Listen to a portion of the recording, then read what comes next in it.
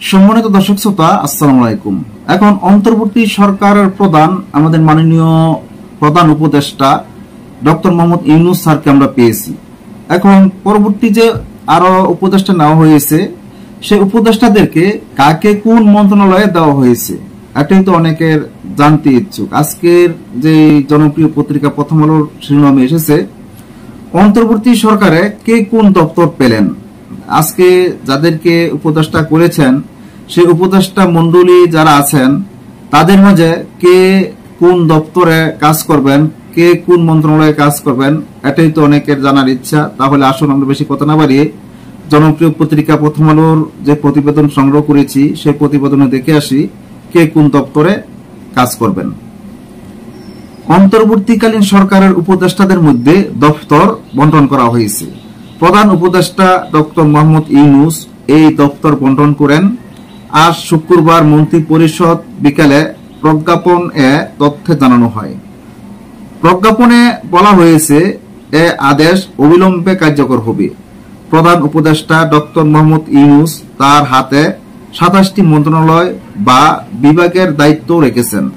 এগুলো হলো প্রতিরক্ষা মন্ত্রণালয়, সশস্ত্র বাহিনী বিভাগ, শিক্ষা মন্ত্রণালয়, সড়ক পরিবহন ও সেতু মন্ত্রণালয়, খাদ্য মন্ত্রণালয়, গৃহায়ন ও গণপূর্ত মন্ত্রণালয়, ভূমি মন্ত্রণালয়, বস্ত্র ও পাট মন্ত্রণালয়, কৃষি মন্ত্রণালয়, বিজ্ঞান ও প্রযুক্তি মন্ত্রণালয়, রেলপথ মন্ত্রণালয়, জনপ্রশাসন মন্ত্রণালয়, বিদ্যুৎ জ্বালানি ও খনিজ সম্পদ মন্ত্রণালয়, নৌ পরিবহন মন্ত্রণালয়, পানি সম্পদ মন্ত্রণালয়, মহিলা ও শিশু বিষয়ক মন্ত্রণালয়, দুর্যোগ ব্যবস্থা ও ত্রাণ মন্ত্রণালয়, তথ্য ও সম্প্রচার মন্ত্রণালয়, প্রবাসী কল্যাণ ও বৈদেশিক কর্মসংস্থান মন্ত্রণালয়, বাণিজ্য মন্ত্রণালয়, শ্রম ও কর্মসংস্থান মন্ত্রণালয়, সংস্কৃতি বিষয়ক মন্ত্রণালয়, বেসামরিক বিমান পরিবহন ও পর্যটন মন্ত্রণালয়, মুক্তিযুদ্ধ বিষয়ক মন্ত্রণালয়, পার্বত্য চট্টগ্রাম বিষয়ক মন্ত্রণালয়, প্রাথমিক ও গণশিক্ষা মন্ত্রণালয়।